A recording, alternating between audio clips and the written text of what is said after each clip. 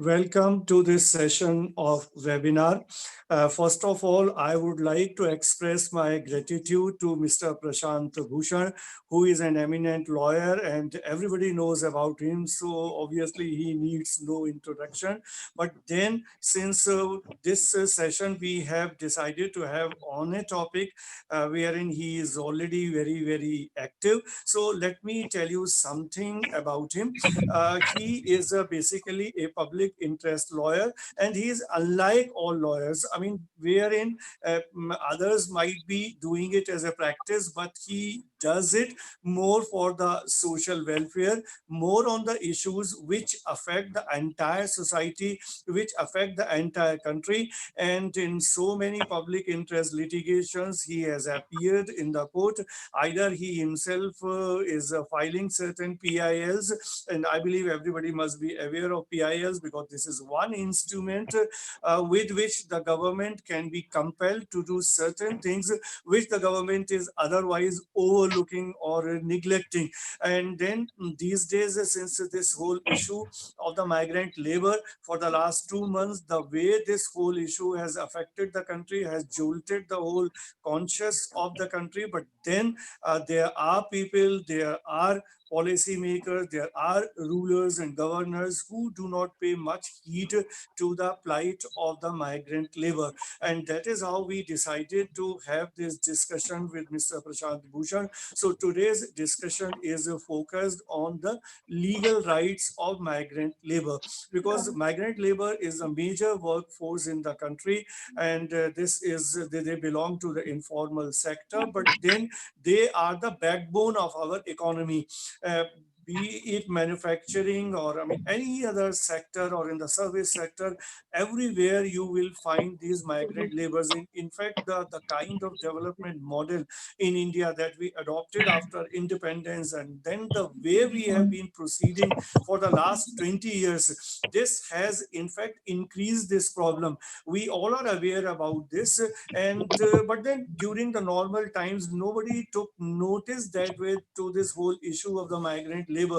But then since the lockdown was announced abruptly by the prime minister, and there was no time not only to the migrant laborers but to other people also, there was no time to settle down or to return to their places or wherever somebody was there. There was no time to make sure that for the next 20 days or 30 days or 40 days, everything will be in place and the people will not be in trouble. And that is how this kind of problem arose. Uh, in fact, politically speaking, this is one such problem which is used for the vote bank, but then their problems are not looked into. And this COVID-19 has in fact aggravated this problem. So, coming back to this whole problem, to whole issue, I once again come to this. So, whatever was done by the government for the last 2 months for the migrant laborers, this problem could not be solved by the government, despite the fact a lot of NGOs came forward, voluntary organizations came forward, and they tried to do best to the help of the migrant labor. But obviously, without the state intervention, nothing was possible. And this was noticed in the first lockdown, and then again in the second lockdown this continued, but then it was not covered by the media the way it should have been covered. Nobody took notice that this whole movement of the migrant labor was happening. In the third lockdown or towards the end of the third lockdown and the fourth lockdown, this problem again surfaced, and then the media also woke up, and almost every channel started showing a story on this. So government came into under pressure, but still a lot not lot was done for this. And in any such situation, the role of the judiciary comes. But then judiciary, I mean the apex court, the Supreme Court also did not act on its own. And in the PILs also nothing much has happened. And in one of such PILs which has been filed by Mr. Jagdeep Chokar, Mr. Prashant Bhushan is appearing before a 3-judge bench of the Supreme Court. So there can be no better person than Prashant Bhushan ji to talk on this issue. He is the most credible and the genuine face, the expert who can speak on this. So I will initially request Mr. Prashant Bhushan to to throw light on all relevant aspect of this whole issue of the migrant labor during COVID-19 pandemic. And thereafter, I will be having, I have certain queries. So I will be raising those points and I will request him to answer to that. And then obviously there are questions from the participants of this session. So those questions are also welcome. And then we will be taking up those questions. So I once again welcome Mr. Prashant Bhushan, and I request please start with your expression. Good evening. Thank you very much for that introduction, for that kind introduction. Uh, so, as you all know, migrant workers are a class of workers who have migrated from one state to another in order to work, do any kind of work. Uh, uh, but because they are workers as well, therefore they have workmen as well. Therefore, they have their normal rights as any other workman under the Industrial Disputes Act, Payment of Wages Act, Contract Labor Abolition and Regulation Act, etc. But there is also a special law dealing with migrant workers. It's called the Migrant Workers Act of 1979, Interstate Migrant Workers Act of 1979, which requires that all these migrant workers must be registered by the district and the state authorities and the national authority. And therefore, uh, even the contractors who employ them should be registered. The employers or the companies which employ them should be registered, and they should have a complete list as well as information on all these migrant workers who are working interstate, who have migrated from their state to work in another state. The Act also provides for uh, regulation of their conditions of work, for their residential accommodation, toilets, canteens, etc., that need to be provided to them, for the leave that needs to be given to them, for some travel allowance to go back home once a year that needs to be given by the employer, and for payment of minimum wages. Because it was found that this class of workers, that is migrant workers, were being severely exploited, just as contract workers were being exploited. And that's why we had the Contract Labor Abolition and Regulation Act, which says that you cannot employ contract labor in long-term jobs, and for that you must have regular workmen. We also have another act called the Building and Other Construction Workers Act of 1996. This act regulates the conditions and provides for the welfare of workers who are working in the construction industry. These are also mostly migrant workers. We find that a lot of the migrant workers are working in the construction industry. And this act provides for collection of funds from the companies which are involved in construction, which fund is to be used for the benefit of these construction workers, for their education, health, social security, etc. And we have found that over the last several years since this act has been in operation, an amount of more than 35,000 crores has been collected by way of this fund under this act, and a lot of it was not disbursed or used for the benefit of the workers. So about 2 years ago in 2018, the Supreme Court issued a very important gave a very important judgment in which they said that all the authorities must firstly register all these construction workers, because they found that there were about 4 crore construction workers in the country and only 1.5 crores were registered. In fact, under the Interstate Migrant Workers Act also, I feel, according to the Government of India's census, there of 2011, there were more than 4 crore interstate migrant workers in the country, out of which I suspect nobody has any accurate information of how many are registered. though the Act provides for compulsory registration. But my suspicion is that not even 1 crore out of those would have been registered, because these acts, both the Interstate Migrant Workers Act as well as the Building and Construction Workers Act of 1996, these two acts are hardly being implemented in this country. Now, this is so far as the normal law for migrant workers is concerned. Now, the problem arose in the context of this lockdown in response to this coronavirus.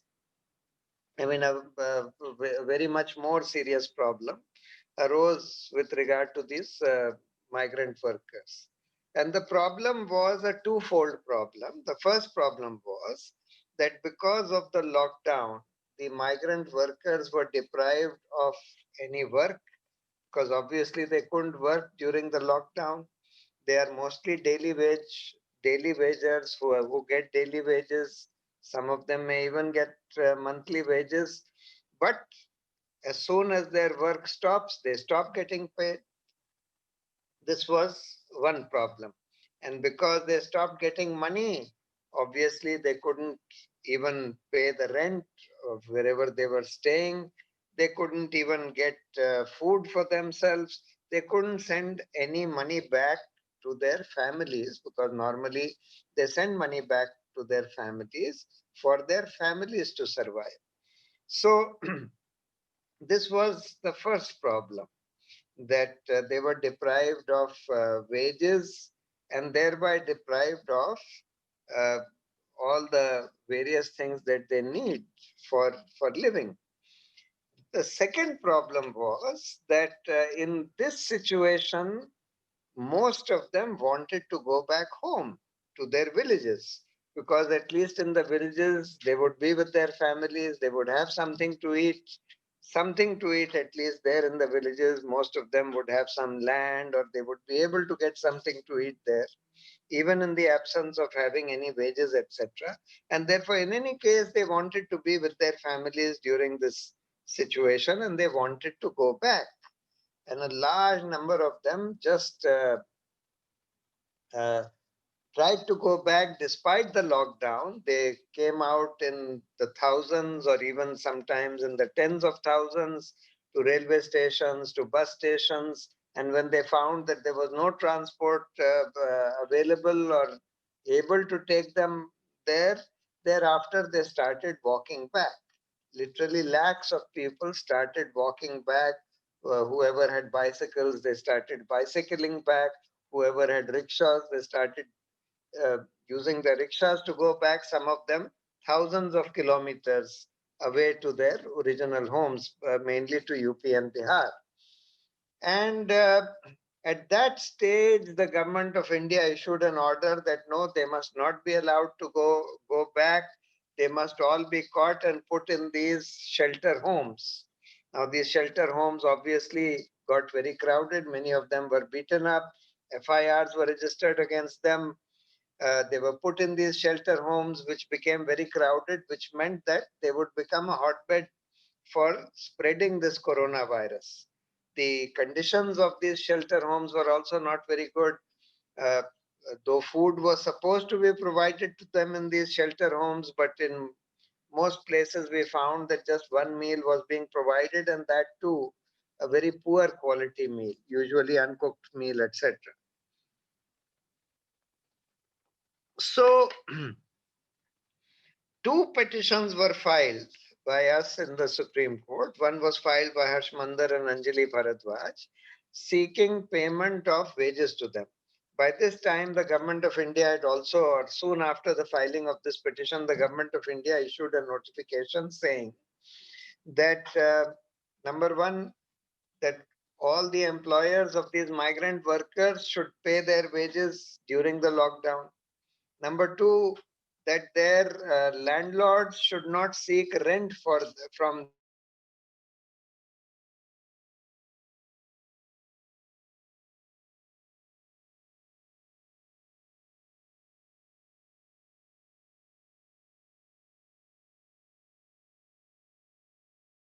three, that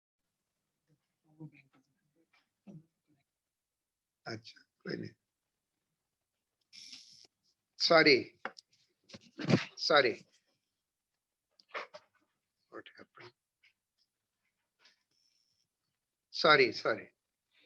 Um, it's okay. Don't worry, don't worry. So I think I have enough battery.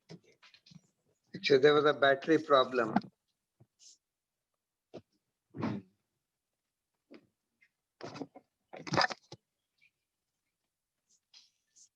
Sorry, there was a battery problem in my phone. So, so I was saying that uh, two petitions were filed, one by Harsh Mandar and Anjali Bharadwaj, saying that they should be paid uh, at least minimum wages during this period of lockdown by the government of India. Though the government of India had issued this order that they should be paid their wages by their employers and the landlord should not charge them rent, but we found that that order was not being implemented. It was not capable of being implemented because most of these employers were also running in losses during the lockdown. They had no work, they had no business. Only a few employers were in a position to pay their wages, and landlords, etc., were not ready to implement that order. Most of the landlords were also very small people. They were mostly living in these jhuggies, etc., that were rented out to them. So, therefore, and a lot of these people were self-employed people who didn't have any employer. So therefore, there was no way that they could be paid any wages during this time. So therefore, many of them were rickshaw pullers, some of them were street vendors, etc. So we said that since the government has imposed this lockdown, and in any case, it is the obligation of the government to provide for Article 21 rights of these people, because Article 21 requires that everybody has a right to live a life of dignity and have at least the minimum things which are necessary for them to lead a life of dignity, which included at least getting minimum wages so that they could have access to some food, some education for their children, some health care, etc. So, one was that they should be provided wages. And the second petition was filed after some time by Jagdeep Chokar when it was found that the government was stopping them and not allowing them to migrate, that the government should allow them to go back to their homes and the government should provide them with some transport or some facility which allows them to go back to their homes. Unfortunately, the Supreme Court did not pay much heed to this issue of neither of wages nor of their migration back to their homes. And after one or two hearings and taking the affidavit of the government, and the government said that no, no, everything is fine, they are all fine, they are all being taken care of, nobody is on the road, etc. They dismissed both these petitions. The Supreme Court dismissed both these petitions by saying that, well, government has said that they are taking care of everything and therefore uh, nothing needs to be done so far as these people are concerned. So unfortunately, that petition, those petitions came to be dismissed. Some other petitions had been filed by other people like Mahua Moitra or Swami Agnivesh or some other people also relating to these migrant workers, and those also came to be dismissed. Thereafter, a petition was filed after some of these people, migrants who were walking back home, they were they were killed because they were sleeping on the tracks and trains ran over them. Then a petition was filed saying that, well, they should not be walking back and some transport should be provided to them. Some vehicles or some other arrangement should be made. Some trains should be run for them.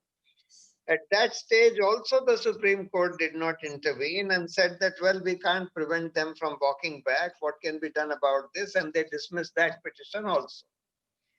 That led to a lot of public criticism of the Supreme Court. Because, see, both petitions were based on absolutely very clear fundamental rights. The right to get minimum wages during the lockdown is a absolute indefeasible Article 21 right of these people, because lockdown has prevented them from getting any wages or getting any work. They need those wages in order to survive. Survival is their fundamental right under Article 21. And since the government has done it, and in any case, it is the obligation of the government to ensure that they have the at least bare necessities for survival. Therefore, it was the obligation of the government to provide them with minimum wages. Same thing about their being permitted to travel back to their homes. After all, the UP government got some several thousand students who were studying in coaching institutes in Kota. They got them back to UP. The central government did not obstruct their movement because the UP government was headed by a member of the same party which heads the central government.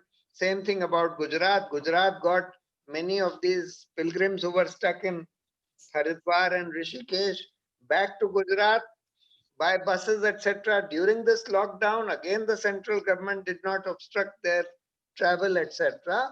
So, how could they obstruct the travel of these migrant workers? It was a clear violation of Article 14. Similarly, Article 19.1, Article 19 says that everybody has a right to move freely through the territory of India. You can only put reasonable restrictions on that. The Jagdeep Chokhar's petition said you test them for corona. If they are found to be negative, then you allow them to go back home. Now, you cannot say that no, we will not allow them to go back home. We will obstruct their Article 19 right to travel freely and go back home, even if they are corona negative. One can even understand that if they are corona positive, you don't want this disease to spread to their villages, etc., and therefore you prevent them. But how can you prevent them when they are negative and when they have been tested to be negative?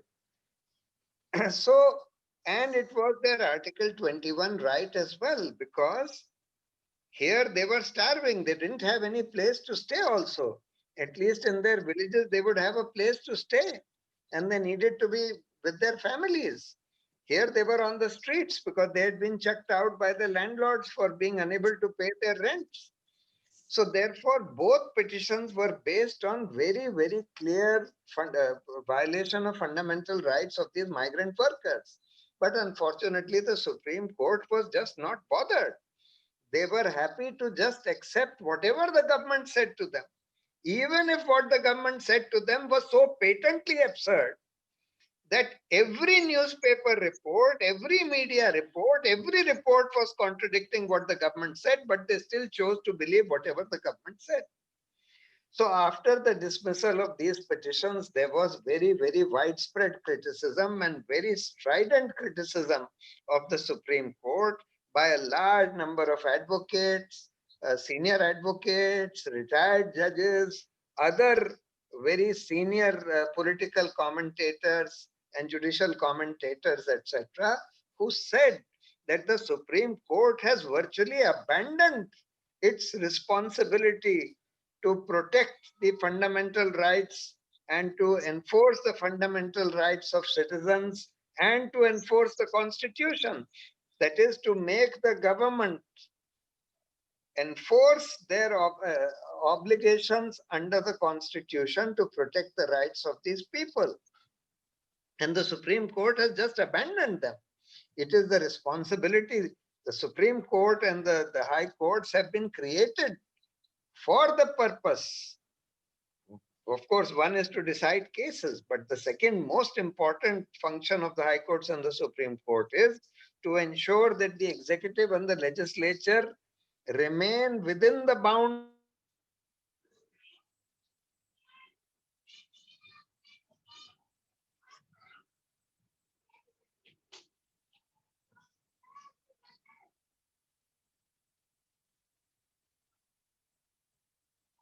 has the responsibility to act in a manner which is enforcing the rights of the people, or to act in a manner to facilitate the exercise of rights of the people.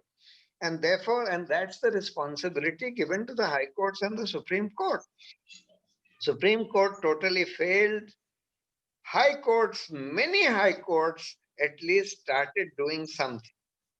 As many as 19 High Courts issued various directions to various state governments, central government, etc., railways, etc., about the migrant workers. But the Supreme Court spectacularly and singularly failed and collapsed. And that is why so much criticism. I mean, the Supreme Court has never had faced as much criticism as they faced in their handling of migrant workers. And then suddenly, being faced with so much criticism over a period of almost 1 month, after that, they suddenly woke up and issued suo motu notice on the issue of migrant workers, saying that, and then they issued a direction that they should be permitted to travel. And that case is still going on. Today, there was another hearing of that case in which they heard submissions and they have reserved some orders, but the case will continue for some time. So, it's only in response to this criticism that they woke up. And there are many issues which are being discussed in this case. One is that whether, of course, now many of these migrant workers have in fact gone back home, have been able to go back home, maybe around 50% have, but 50% are still stranded. And now, unfortunately, the whole system of registration is such that there is online registration, which is in English, and many of these workers are illiterate, and therefore they cannot register online. Therefore, the government has no accurate information. No government has any accurate information of how many migrant workers are still stranded and want to go back. This is one problem. The second problem is that when they go back, they are put into forced uh, these quarantine centers. In many states, they are forcing them to remain in quarantine centers for 2 weeks. And many of these quarantine centers are quite terrible. And even people who are totally asymptomatic, who have not been found to have this coronavirus, they are also being put in these quarantine centers. And in Bihar, the conditions of these quarantine centers were so bad that eventually they had to issue an order closing down all the quarantine centers and saying that, all right, all these migrant workers coming back can be permitted to go back home. The third continuing problem is, of course, of giving them some money, putting some money in their hands, because as reports show, they are not even being given work under this Rural Employment Guarantee Act. So they have no source of income. They've had to borrow money. In fact, the Supreme Court order this in the suo motu finally was that they shouldn't be charged any money. Before that, several high courts had passed the same orders. But the fact is that most of these migrant workers who have gone back home have had to pay their train fares, their bus fares, their truck. If they've hired a truck for their truck, etc., they have had to pay several thousand rupees each, for which they have had to sometimes borrow money. Their families have borrowed money and sent money to them in order for them to go back. And therefore, that is also a very, very serious problem. They desperately need some money to be put in their hands. So these are the issues which are still being discussed uh, in this case, which is still ongoing. That's where we stand. So I'll stop here and I'll. Yeah. Yeah, thank you, Mr. Prashant Bhushan. But one obvious question which is coming to my mind is that initially, as you yourself told us, that two petitions were dismissed by the Supreme Court. Then what was the, I mean, what was the I mean, immediate need to, I mean, taking a suo motu action, whether this happens or whether any such thing has earlier happened that on the same thing, the Supreme Court is rejecting the petition, then on its own, it is taking up that petition. I mean, the same kind of petition. No, I'm not aware of this kind of thing having Mhm. happened earlier. I don't think it has happened earlier. It's quite unprecedented. And it was obviously in response to the very, very severe criticism that they faced. In fact, in Mhm. one of the hearings, the Justice Sanjay Kaul told me, Mr. Bhushan, why have you come here in Jagdeep Chokhar's petition? You have no confidence in us. Because I had said, written a tweet in which I Mhm. had that the collapse of the Supreme Court today is even more serious than the collapse of the Supreme Court during the emergency. Now, they were very hurt by this comment of mine. And Mhm. so they said that, why do you come to us if you have no confidence in us? I said, Mhm. where do I go? That's my view, that this is Mhm. what we've done. And therefore, I have expressed my view. But what option do these people have? What do they do? And don't hold them hostage. Don't hold these poor migrant workers hostage to your anger against me. If you are angry with me, I will withdraw from the case and let some other lawyer handle this case. But don't make these migrant workers hostage to your anger against me. So Mhm. thereafter they issued notice, etc. But then again, after in the next hearing, they dismissed this petition, saying that the government is saying that nobody is on the street, everybody is fine, and therefore we dismiss it. So Uh, yeah, it was rather unprecedented. Yeah, so there is a question which one participant with the name of Mukhyamantri has asked whether the Supreme Court can itself do the monitoring of this, because we have found that in many cases the Supreme Court itself monitors the case. So, what was the point in accepting whatever the government said? The Supreme Court itself would have gone into monitoring, or any such investigation would have been conducted by the Supreme Court itself. Of course, they could have, and they should have. Of Yeah. course. And they had no business to accept the government's version when the government's version was being contradicted by hundreds of very, very credible press reports and other reports prepared by very credible organizations like the Stranded Workers Action Network, the Azim Premji University. They had put out very detailed reports, totally contradicting what the government was saying. Yeah. You also pointed out that almost 19 high courts took up such kind of matters related to migrant laborers, and then the other issues related to COVID-19, the testing and all.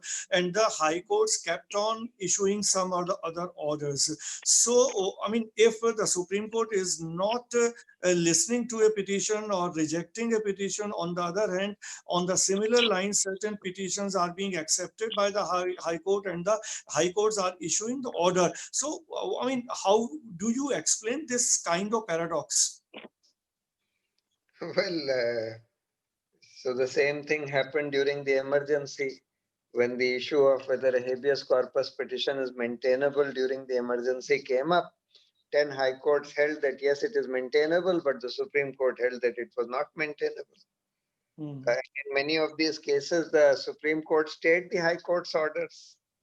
Hmm. So, for example, in that case of Delhi riots or that Gautam Navlakha, etc., High Hmm. Court, when it passed some good orders, they went to the Supreme Court and got the High Court order stayed.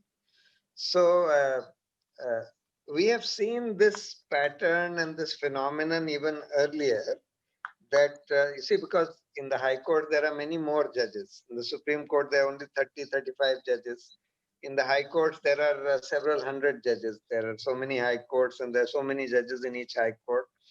So usually among them, there are some, at least a few, who are very independent and also very robust and bold. But as you go up to the Supreme Court, we find that the government keeps on obstructing the appointment of bold and independent judges. So in the Supreme Court, by and large, relatively, there are fewer bold and independent judges, and there are fewer judges in general. So this is one of the reasons. Yeah. And and what will you say? I mean, there were some reports from Gujarat High Court because we all know that the conditions are very, very bad in Gujarat, though in media also that is not reported that way. We find a lot of mention about bad conditions due to COVID-19 in different states. But then Gujarat, there is very little news. And as I have read, there were reports that there's a three-judge bench of the Gujarat High Court which was passing orders repeatedly to the Gujarat government. And then this the composition of this bench was changed, and one of the judges was transferred from this bench. So, what will you say on such kind of attempts being made to subdue the voice of the High Court? Yes, this is also a very unfortunate phenomenon. Uh, Unfortunately, see, one of the things that happens is that the Chief Justice, who is supposed to be the master of the roster, he decides which case is to be heard by which judge or which bench. And unfortunately, there's a pattern that we have seen that if the government is able to somehow influence and control the Chief Justice, they are able to influence the outcome of virtually every important case, because they can ensure that every important politically important case comes to be listed before a bench of the government's choice if the government can influence the Chief Justice. And this is something which we are seeing now even in the Supreme Court for many years. That is why those four judges held a press conference about 2.5 years ago, four senior judges, complaining about how the Chief Justice was abusing his position as master of roster in order to list politically sensitive cases before benches which are convenient to the government, which has endangered democracy, they said. So, don't you feel that this, I mean, if this is allowed to happen or this continues to happen, then where the common people will go and ultimately they will lose faith in judiciary, and then this will lead to the collapse of democracy in the country? Yes, yes. Of course, if the judiciary collapses, then in any case, it virtually leads to the collapse of democracy in the country. Uh, but if the people lose confidence in the judiciary, they will stop going to the courts and they will start resorting to whatever law of the Means, jungle, yeah, to say, yeah, whatever yeah, other means. means there, yeah. Uh, this is a serious problem, and today, yes, the Supreme Court's reputation is at an all-time low. I have never seen the Supreme Court being so reviled by the public in general, and their credibility being so low. I have been watching the Supreme Court for the last more than 40 years, more than 40 years, and I have never seen the credibility of the Supreme Court and the judiciary in general as bad as it is today. What are the powers in such case? Suppose, I mean, this pertaining to this migrant labor issue, if the Supreme Court is not listening to them and executive is also not doing the kind of justice which is expected of it to the benefit of the migrant workers. Now, what is the way out? Whether under the constitution, the president has some powers. As one of the participant of this session, Sumit Anand has raised the point. I'm not sure, so I'm asking to this that there is a provision, there is an article in the constitution which is 123, which empowers the president to take action in such kind of scenario. No, you see, the president normally acts only on the advice of the government. Hmm. Yeah. Uh, that's what the constitution says, that the president must act on the advice of the council of ministers. Uh, the president's freedom to act independently is very limited. He can send a bill back for reconsideration to the government once, but if the government reiterates, he has to sign it. He can, when the new government is to be formed, then the president decides who is to be called to form the government, uh, who's to be called first, and he's to be asked to prove his majority, etc. That's also an independent act of the president. But by and large, the president only acts on the advice of the government. It is really the judiciary which is independent of the government, can act independently of the government and of the legislature. And it is the judiciary's duty to ensure that the government remains within the bounds of their powers defined by the Constitution. Since you talked about the erosion, I mean, as far as the trust of the people in judiciary is concerned, and you also talked about the system of the appointment of the judges, but I feel there are problems at two levels. One, at the point of the appointment of judges, and another is the post-retirement jobs, which normally judges are looking after, which is a more serious problem. Uh, so both are very serious, but of course the appointment problem is more serious. See, earlier the judges were appointed by the government, and therefore it used to be said that in order to be appointed a judge, you don't need to know the law, you need to know the law minister. Thereafter, the judiciary took over the power of appointing judges to itself, and now there is a collegium of senior judges who decides. Of course, ultimately, the government has to issue the notification. The government can also sit on a recommendation, which this government has been doing now. It sits on recommendations of the collegium for years altogether, and then it returns it. And even thereafter, even when it is reiterated by the collegium, even then it continues to sit, even though it has no right to sit on it. Under the law, they have to make that appointment. The government has been doing it. But there is a problem with the selections by the collegium also. The selections by the collegium are very arbitrary, non-transparent, nepotistic. And therefore now, instead of knowing the law minister, you need to know one of the members of the collegium in order to be appointed a judge, because there is a lot of nepotism in these appointments. So uh, this is also a very serious problem. And because the appointments become uh, dubious, so to say, therefore the whole lineup in the judiciary becomes dubious. Uh, So, the other issue of post-retirement jobs is also an important issue. We feel that post-retirement jobs should not be in the hands of the government at all, because that's one way of compromising the independence of judges. It should be in the hands of a totally independent Judicial Appointments Commission.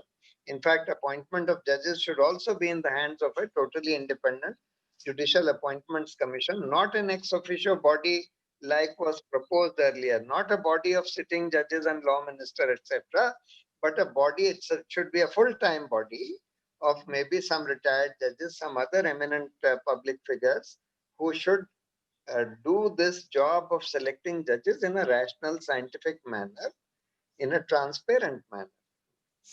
so this means, according to you, the attempt that was made to change the collegium system by bringing the National Judicial Appointment Commission, that was also not a right thing to do.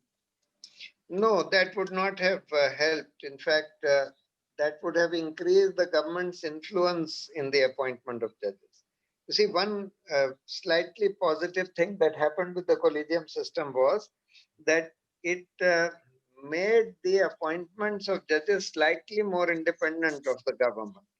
Even though the government, this present government, has still been interfering by not appointing, by sitting on the recommendations. But even so, it was better than the previous system where the government used to select. So then, of course, if that was there today, then this government would have ensured that only their own people come to be appointed. Yeah, one of the participant, Hardik Dogra, who is a student of journalism, he has pointed out that the problem of the migrant movement this time is much grave than what happened in 1947. Do you agree with this? So in 1947, it was not migrants, it was not migrant workers, it was really refugees. It was inter-country migration, uh, largely on religious lines, etc. Uh, uh, yeah, it is almost as serious as that migration. perhaps in some ways more serious, perhaps in some ways less serious. There were different kinds of migrations. But Yeah. yes, particularly in the case of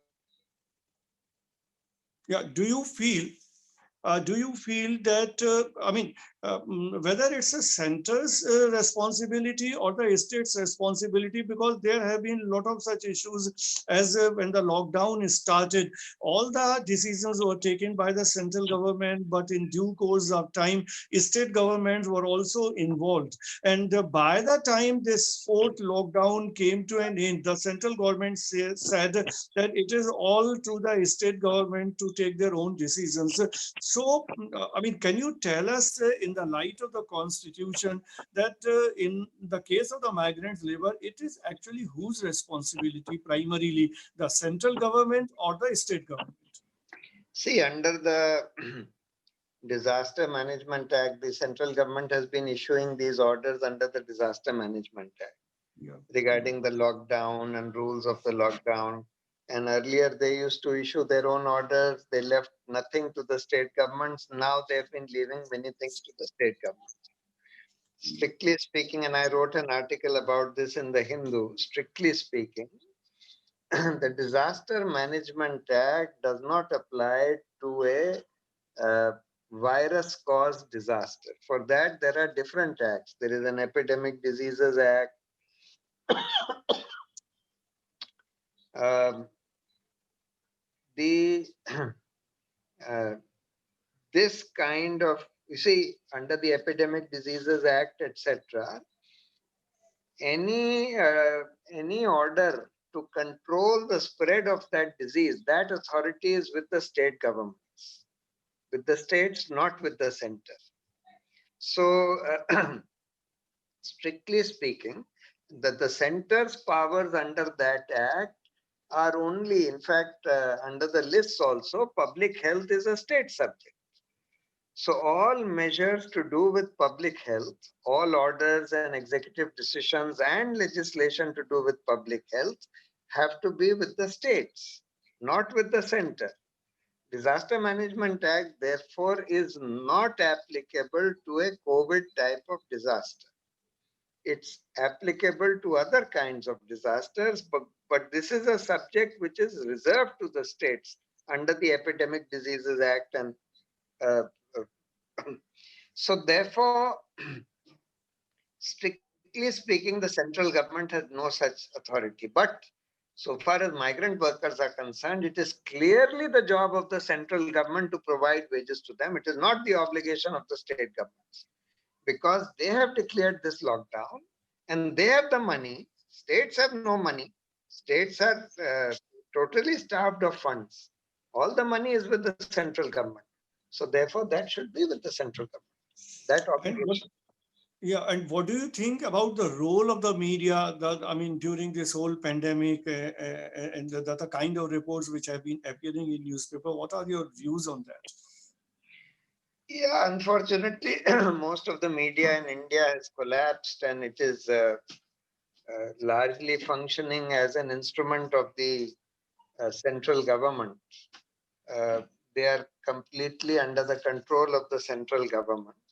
And a lot of it is doing very, very harmful and hateful reporting in order to spread the narrative that the government wants to spread, that is of spreading communal hatred by using false news, fake news, etc. And that is why even this whole coronavirus thing was made out to be a communal thing, as if this is a Islamic conspiracy to spread the virus in India and so on.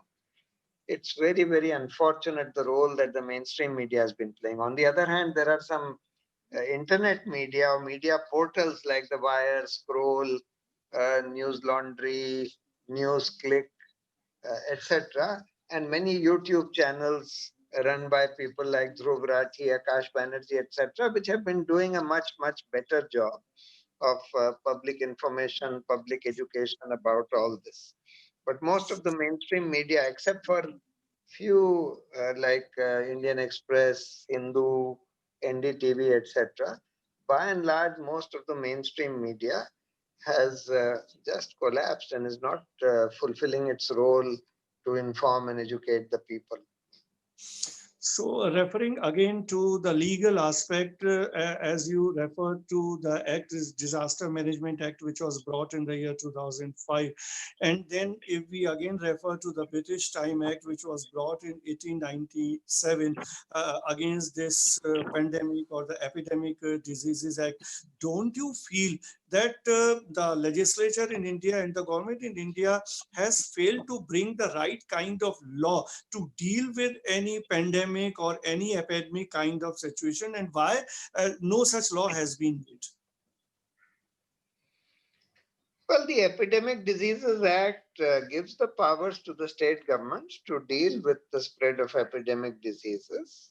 Of course, interstate spread uh, can be checked even by the uh, central government. Central government has those powers. But within a state, what should be done or not be done to check the spread of that disease, that should be left, and that should normally be left to the states, because like Kerala, for example, was doing great work in checking the growth of this the spread of this coronavirus. And yet the central government had been issuing them various directions and they had been protesting against that. We don't need to have this kind of a lockdown which you are suggesting.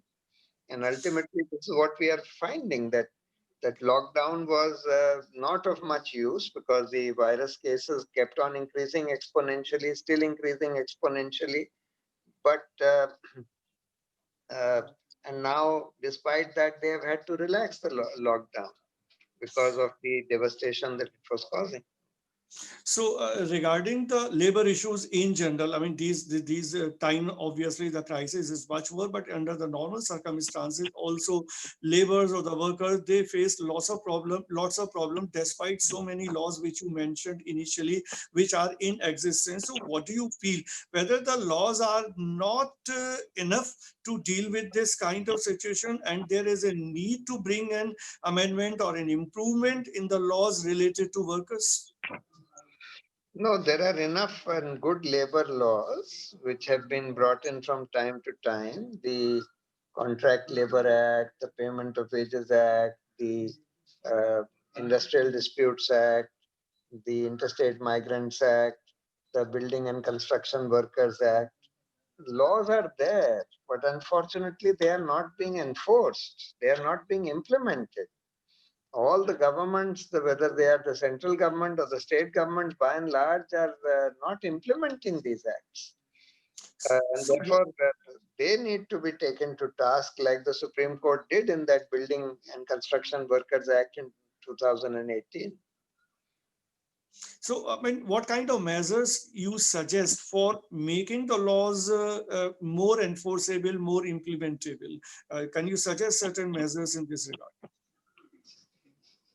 No, I can't suggest measures as such. I can only say that uh, see, when the governments themselves, from top down, from the prime minister onwards, they are not, or downwards, are not interested in implementing these laws. In fact, they have taken advantage of this COVID crisis in order to abolish all these labor laws. They were wanting to abolish one after another. States for passing, issuing notifications saying that for the next 6 months or for the next 3 years, these laws will not apply. Industrial Disputes Act, Payment of Wages Act, Contract Labor Act will not apply, etc. So they are not interested. They are calling for labor reform, so to say, which means that to abolish all regulation and protection of labor and leave everything to the market, so to say. So this government in particular is totally anti-labor, and therefore they don't want these laws to be enforced. But what were the reasons why this problem reached at such a magnitude in India? Because COVID-19 has spread in almost the entire world and all the countries are affected. But the kind of problem that we witnessed in India, that was not seen in any other country. What is so peculiar about India? No, in India, because of the poverty, you have a lot of migrant workers. As I said, there were 4 crores more than 4 crores according to the census of 2011. There are more than 4 crore construction workers. So it's a very, very huge number. And there are so many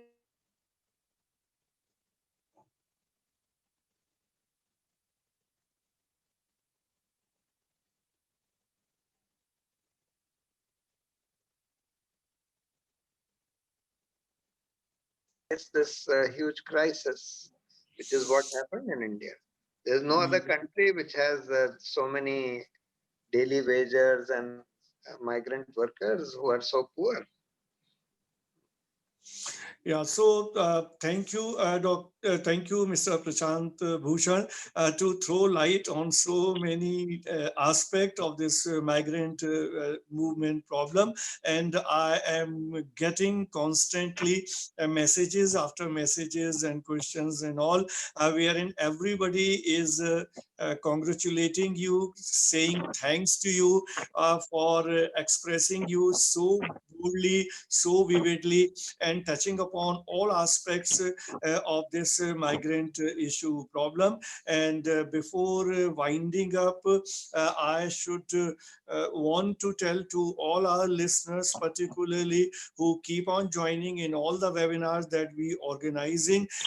These webinars we are organizing for Delhi Metropolitan Education, which is a premier educational institution affiliated to Guru Gobind Singh Indraprastha University. And for the last more than 2 months, we have conducted many such webinars wherein very distinguished persons like you were there and who graced the sessions and who were kind enough to spare time and to give valuable knowledge and information to the participants. In DME, in fact, we run this media school and the law school. I represent a media school, and a lot of media students are there. We also run two law programs, BA LLB and BB LLB, which are the 5-year integrated law. And among the audience, we also have many law teachers and law students. Another important point which I want to tell you that this audience is pan India, and this shows that during this crisis time, everybody's hunger for knowledge has increased, and from 15 to 20 states people join in any such seminar that Delhi Metropolitan Education is organizing. So it's really a matter of contentment, matter of pride for us. So I thank you, Mr. Bhushan, and I thank you to all the participants of this session that they made this whole session very fruitful. And I hope that we will keep on organizing this, and we all will be joining on this platform of webinar. Thank you all. Thank you.